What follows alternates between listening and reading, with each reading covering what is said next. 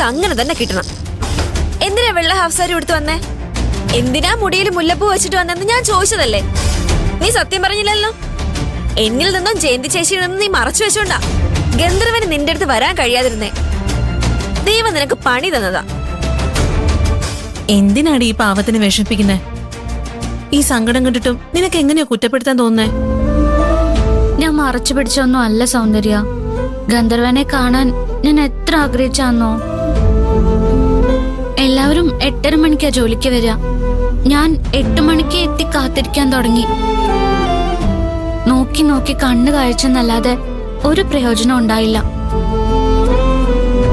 എന്റെ സൈക്കിൾ ഉണ്ടായിരുന്നെങ്കില് ബസ്സിൽ തൂങ്ങാതെ ജോലിക്ക് പോവാൻ കഴിയുമായിരുന്നുവെന്ന് ഞാൻ മീരയോടും ആയിഷയോടും ഒക്കെ പറയുന്നത് ഗന്ധർവൻ കേട്ടു. ശമ്പളക്കാശ് നഷ്ടപ്പെട്ടതിന്റെ സങ്കടത്തില് ഞാൻ കരഞ്ഞതും ഗന്ധർവൻ കേട്ടു. ജെനിഫറിന്റെ ആഗ്രഹം സാധിച്ചു കൊടുക്കാൻ കഴിയുമെന്ന് ഞാൻ ചോദിച്ചതും അയാൾ കേട്ടു. അതിനെല്ലാം പരിഹാരം ഉണ്ടാക്കി തരുകയും ചെയ്തു.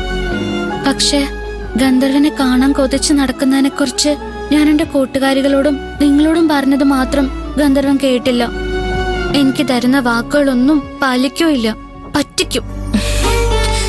പ്രതീക്ഷിക്കാത്ത എന്തെങ്കിലും തിരക്കിപ്പെട്ടു പോയിട്ടുണ്ടാവും. ഗന്ധർവൻ എന്ന് സ്വയം പറയുന്നുണ്ടെങ്കിലും മനുഷ്യൻ തന്നെയല്ലേ. വരാൻ പോകുന്ന കാര്യങ്ങൾ മുൻകൂട്ടി കാണാൻ കഴിയില്ലല്ലോ. ശരിയായിരിക്കാം, സംഭവിക്കാൻ പോകുന്നത് ആർക്കും പറയാൻ കഴിയില്ല. പക്ഷെ ഇന്ന് കാലത്ത് പോലെ എനിക്ക് എഴുത്തയച്ചതാ. ആ എഴുത്തില് ക്ഷമിക്കണം പാർവതി, ചില കാരണങ്ങൾ കൊണ്ട് എനിക്ക് പാർവതിയുടെ മുന്നിൽ വരാൻ കഴിഞ്ഞില്ല എന്ന് എഴുതായിരുന്നില്ലേ?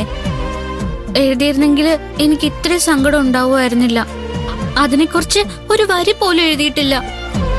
എന്റെ സങ്കടങ്ങളൊന്നും ഗന്ധർവനൊരു പ്രശ്നമല്ലെന്നല്ലേ അതിന്റെ അർത്ഥം? അല്ല, വീണ്ടും ഗന്ധർവന് ലെറ്റർ വന്നു എന്നാണോ നീ പറഞ്ഞു വരുന്നേ?